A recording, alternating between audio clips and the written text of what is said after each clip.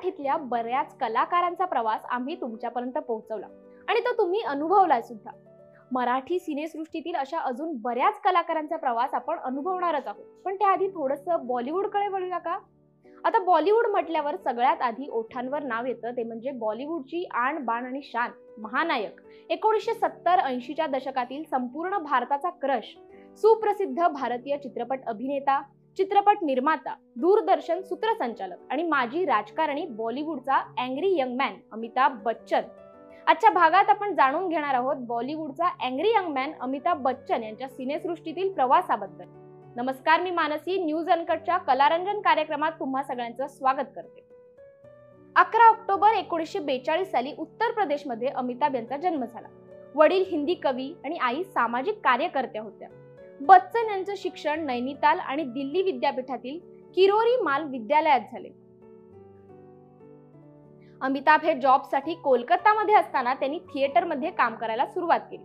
1970 मध्ये त्यांनी 7 हिंदुस्तानी या चित्रपटातून हिंदी सिनेसृष्टीत पदार्पण केलं।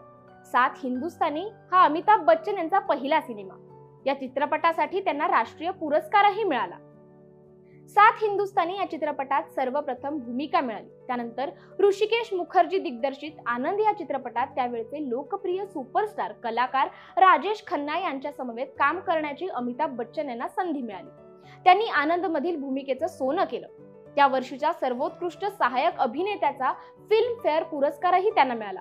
यानंतर नमक हराम या चित्रपटातील त्यांची भूमिका लक्षवेधी ठरली। चांगल्या व्यक्तिरेखेसाठी त्यांना पुन्हा 2 वर्ष ताटकळत बसावं लागलं। डझनभर चित्रपट फ्लॉप झाल्यानंतर अमिताभ बच्चन यांनी सिनेसृष्टी सोडण्याचाही विचार केला। मात्र प्रकाश मेहरांचा जंजीर आला आणि हिंदी सिनेसृष्टीला अँग्री यंग मॅन मिळाला। 1973 ला जंजीर मूवी मध्ये अमिताभ बच्चन यांनी हिरोची भूमिका साकारली। अमिताभ यांच्या सोबत जया बच्चनने देखील या मूवी मध्ये अभिनय केला। बऱ्याच लोकांना माहित नसेल, पण जंजीरच्या पडद्यामागची कथा खूप रंजक आहे। चित्रपटाचे लेखक सलीम खान यांनी एका मुलाखती दरम्यान खुलासा केला, जंजीरसाठी अमिताभ बच्चन निर्मात्यांची पहिली पसंती नव्हती। इंदू मिराणीला दिलेल्या मुलाखतीत सलीम म्हणाला, विजय खन्ना यांची व्यक्तिरेखा आम्ही लिहिल्यानंतर अनेक मोठ्या कलाकारांना ही भूमिका ऑफर करण्यात आली। यामध्ये दिलीप कुमार, राजकुमार, धर्मेंद्र आणि देवानंद यांच्या नावांचा समावेश होता। या दरम्यान अमिताभ अभिनेता मेहमूदचा मोठा भाऊ अनवर सोबत राहत होते। मेहमूद यांनी अमिताभ यांना बॉम्बे टू गोवा साठी करारबद्ध केलं।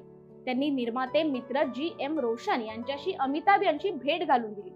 रोशन यांनी अमिताभ यांना चित्रपट दुनिया का मेला साठी साईन केले आणि 30,000 रुपये मानधन दिले। मात्र अविश्वास व्यक्त करत त्यांनी करार रद्द केला।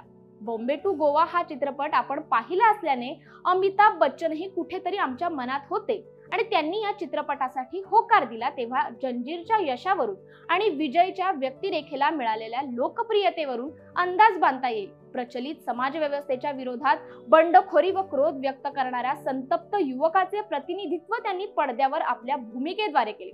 त्यामुळे त्यांच्या भूमिका रसिकांना आपल्याशा वाटल्या। बच्चन यांनी रसिकांच्या मनावर अधिराज्य गाजवलं। ते लवकरच सुपरस्टार पदावर पोहोचले व रुपेरी पडद्यावर जणू अमिताभ युग सुरू झालं।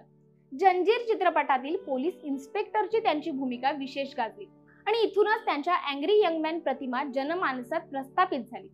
अमिताभ बच्चन यांनी जंजीर सिनेमानंतर मागे वळून पाहिलं नाही। अभिमान, शोले, दीवार, अमर अकबर अँथनी या आणि अशा अनेक चित्रपटांमधून अमिताभ बच्चन यांनी प्रेक्षकांच्या मनावर अधिराज्य केलं। आतापर्यंत अमिताभ यांनी सुमारे 168 चित्रपटांतून भूमिका केल्या असून त्यांचे मनमोहन देसाई, प्रकाश मेहरा, यश चोप्रा यांसारख्या दिग्दर्शकांबरोबर केलेले चित्रपट विशेष गाजले। त्यानंतर संपूर्ण भारतभर अमिताभ बच्चन यांच्या अभिनयाच्या जोरावर फेमस झाले। त्यांची खैके, पान बनारसवाला, मैं हूं डॉन अजून अशा बऱ्याच गाण्यांवर आपण आजही ठेका धरतो। परंतु प्रत्येकाच्या आयुष्यात चढ उतार येत असतात, त्याला अमिताभ बच्चन अपवाद नव्हते। शराबी नंतर आलेले त्यांचे सगळे चित्रपट तिकीट बारवर आपटले। हे सगळं असतानाच 1981 मध्ये अमिताभ यांच्या आयुष्यात सिलसिला आला। अर्थात नावाप्रमाणे चित्रपट रोमॅन्टिक होता।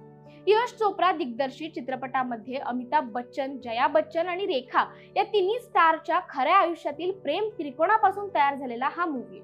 आता मी प्रेम त्रिकोण वगैरे का म्हटलं, याचं कारण अमिताभ आणि रेखा यांची प्रेम कहाणी। 2 अंजाने या चित्रपटापासून अमिताभ आणि रेखा यांची प्रेम कहाणी सुरू झाली। त्या दोघांच्या नात्यावर चर्चा व्हायला सुरुवात झाली। आणि यातच रेखा बॉलिवूडचे दिग्गज ऋषी कपूर यांची पत्नी आणि तिची जवळची मैत्रीण नीतू सिंग यांच्या लग्नाला सिंदूर आणि मंगळसूत्र घालून गेली. त्यानंतर रेखाने अमिताभ बच्चन यांच्याशी लग्न केल्याची अफवा मीडियामध्ये पसरली. मात्र अनेक अफवांनंतर रेखाने एका मुलाखतीत सांगितले की त्या संध्याकाळी ती शूटिंग सेटवरून थेट कार्यक्रमाला पोहोचली होती. सिंदूर आणि मंगळसूत्र हा तिच्या व्यक्तिरेखेचा भाग होता, ती काढायला विसरली आणि यामुळे अमिताभ आणि रेखा यांच्या लग्नाची अफवा सगळीकडे पसरली. अफेअरच्या बातम्या वाऱ्यासारख्या पसरत असतानाही अमिताभ बच्चन गप्प राहिले. पण ही बातमी जयाच्या कानापर्यंत पोहोचली होती आणि याच कारणामुळे अमिताभ आणि रेखा यांचा सिलसिला मात्र तिथेच संपला. या चित्रपटानंतर अमिताभ, जया आणि रेखा कोणत्याच चित्रपटात एकत्र दिसले नाहीत. 1981 नंतर अमिताभ बच्चन राजकारणाकडे वळताच त्याचा थेट परिणाम त्यांच्या अभिनय क्षेत्रावर झालेला दिसला. पुन्हा एकदा तेच अपयश त्यांच्या वाट्याला आलं. त्यानंतर 1997 मध्ये मोहब्बते चित्रपटाने पुन्हा एकदा अमिताभ बच्चन चर्चेत आले. वयाच्या 52व्या वर्षी संघर्षाचा दुसरा टप्पा आला. अमिताभ आर्थिक संकटात सापडले. 1995 मध्ये अमिताभ यांनी Amitabh Bachchan corporation limited company सुरू केली.